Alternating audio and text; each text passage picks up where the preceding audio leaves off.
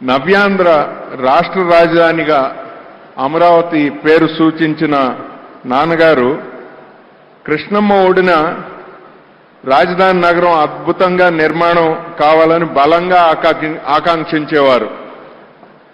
ఆ శంకుస్థాపనకు కూడా గౌరవ చంద్రబాబు నాయుడు గారి ఆహ్వానంపై వచ్చి ఆయన ఆనందం పంచుకున్నారు.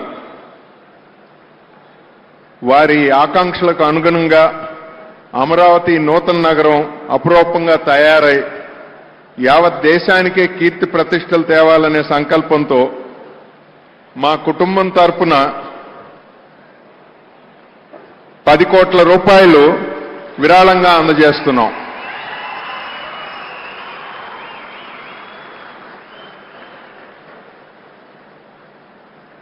Apart from naming Amaravati, he always looked forward for the overall development of this new city.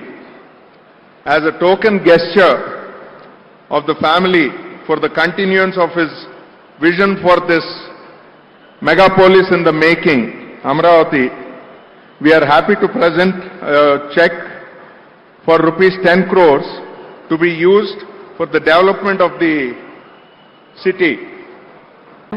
మరి ఈ వేదిక మీద 10 కోట్ల చెక్కుని రాష్ట్ర ప్రభుత్వానికి అందిస్తున్నారు రామోజీ ఫౌండేషన్ పక్షాన శైలజ కిరణ్ మరియు కుటుంబ సభ్యులు.